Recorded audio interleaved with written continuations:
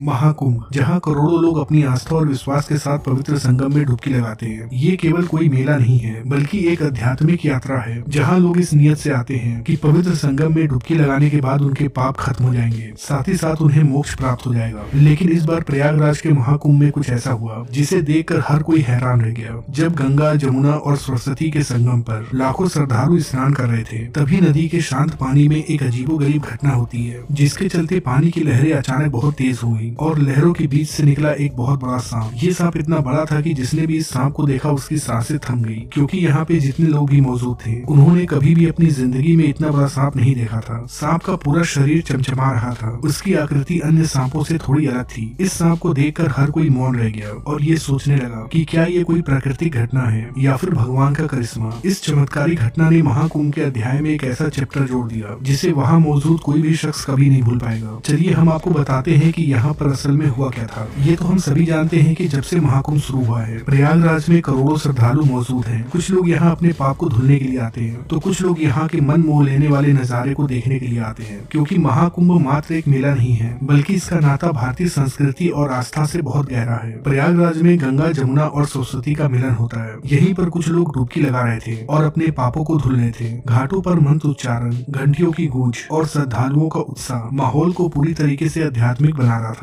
तभी अचानक यहाँ संगम के बीचों बीच एक अजीब घटना हुई। नदी की शांत पानी में एक अजीब सी हलचल मची। इस हलचल को देखकर स्नान करने आए सभी श्रद्धालु चौंक गए। श्रद्धालुओं ने देखा कि पानी के बीचों बीच से एक बहुत बड़ा सांप धीरे धीरे पानी के बाहर आ रहा है। उस सांप की लंबाई तकरीबन 30 फीट थी। यहाँ मौजूद सभी श्रद्धालुओं ने ऐसा सांप पहली बार देखा था। सांप के शरीर पर एक अजीबोगरीब चमक थी, जो सूरज की रोशनी में और भी ज्यादा चमक रही थी। लेकिन सबसे हैरान कर देने वाली बात तो ये थी कि सांप के शरीर पे कई सारी धाराएं थी, जिसे देखकर ऐसा लग रहा था कि ये धाराएं गंगा, जमुना और सरस्वती की धाराएं हैं। ये दृश्य इतना अजीब था कि जिसने भी इस नजारे को अपनी आंखों से देखा वो वहीं थम गया। लोग एक दूसरे से बात करने लगे। कुछ लोग कहने लगे कि ये शेषनाग है, भगवान विष्णु का वाहन, तो कोई इसे चमत्कार कहने लगा। तभी कुछ श्रद्धालु हाथ जोड़कर प्रार्थना करने लगे, तो कुछ श्रद्धालुओं ने इसे अपने फोन में रिकॉर्ड करने की कोशिश की। सांप बहुत बड़ा था, पर इसके बावजूद भी वो किसी को नुकसान पहुँचाने के लिए नहीं आया था। वो धीरे धीरे संगम के पवित्र जल में तैरता रहा। सांप को देखकर ऐसा लग रहा था कि मानो ये केवल और केवल यहाँ पर स्नान करने के लिए आया हो। जब इतना कुछ हो रहा था, तभी एक बूढ़े साधु सामने आते हैं और वहाँ मौजूद श्रद्धालुओं से कहते हैं कि ये कोई आम सांप नहीं है,